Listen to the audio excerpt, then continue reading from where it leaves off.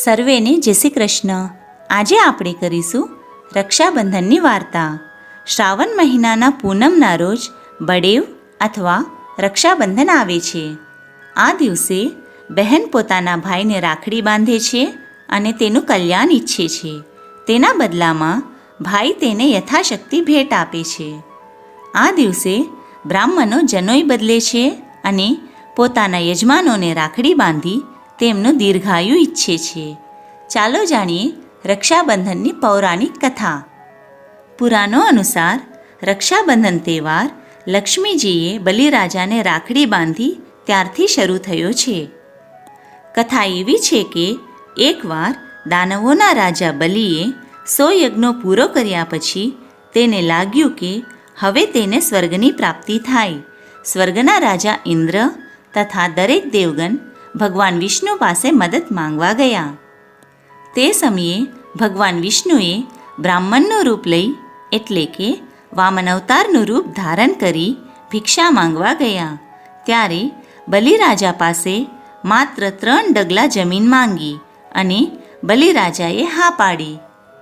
તો ભગવાન વિષ્ણુએ એક પગમાં સ્વર્ગ તથા બીજા પગમાં પૃથ્વી માપી લીધી. હવે ત્રીજો પગ ક્યાં મૂકવો? ત્યારે બલિરાજાએ મસ્તક પર પગ મૂકવાનું કહ્યું. તો ભગવાન વિષ્ણુએ તેમના મસ્તક પર પગ મૂકી બલિરાજાને પાતાળમાં નાખી દીધા. ત્યારબાદ ભગવાન વિષ્ણુએ વરદાન માંગવા કહ્યું. બલિરાજાએ ભગવાન વિષ્ણુને તેમની સામે રહેવાનું વરદાન માંગ્યું.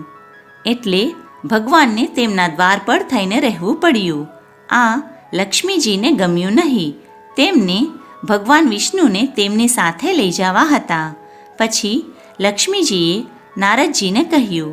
નારદજીએ ઉપાય બતાવ્યો કે એક રેશમનો દોરો બાંધી બલિરાજાને ભાઈ બનાવી ભગવાનને લઈ જવાનો વચન માંગી લ્યો.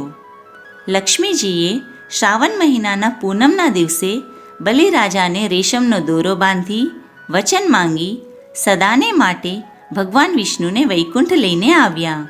ત્યારથી શ્રાવણ મહિનાના પૂનમના દિવસે રક્ષાબંધનનો તહેવાર ઉજવવામાં આવે છે. બીજી કથાઓ અનુસાર અસુરોનો અત્યાચાર વધી ગયો ત્યારે રાજા ઇન્દ્રને દુઃખી જોઈ રાની સચીએ રક્ષા માટે એક રક્ષાસૂત્ર તૈયાર કર્યું. એ રક્ષાસૂત્રને હોમ, હવન અને મંત્રોચ્ચાર દ્વારા ખૂબ શક્તિશાળી બનાવવામાં આવ્યું. ત્યારબાદ શ્રાવણ મહિનાના પૂનમના દિવસે એ રક્ષાસૂત્ર રાની સચીએ રાજા ઇન્દ્રના હાથમાં બાંધ્યું. પહેલાંના વખતમાં યુદ્ધમાં જતા પતિ કે પુત્રને માતા કે બહેન રાખડી બાંધી તેમના વિજય માટે પ્રભુને પ્રાર્થના કરતા હતા, તેમનું ક્ષેમ કુશળ ઈચ્છતા હતા. પ્રાચીન કાળમાં જ્યારે મહાભારતનું યુદ્ધ થયું ત્યારે કુંતા માતાએ અભિમન્યુને રાખડી બાંધી હતી. એ રાખડી જ્યાં સુધી અભિમન્યુના કાંડા પર સુરક્ષિત હતી ત્યાં સુધી તે યુદ્ધમાં વિજય મેળવતો રહ્યો.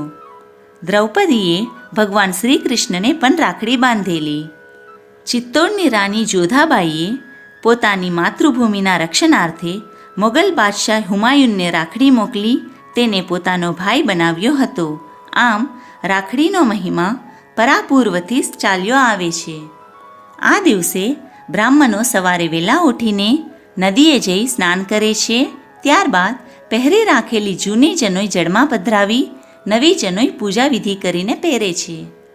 બળેવના દિવસને કેટલાક લોકો નારિયેળી પૂનમ પણ કહે છે. સાગર ખેડૂઓ આ દિવસે સાગરમાં શ્રીફળ હોમી સાગરદેવનું પૂજન કરે છે. એ પછી જ તેઓ વાને ચડે છે. આમ આ દિવસ બ્રાહ્મણો, ભાઈ બહેનો તથા સાગર ખેડૂતો માટે ખૂબ જ આનંદ ઉલ્લાસમાં પસાર થાય છે.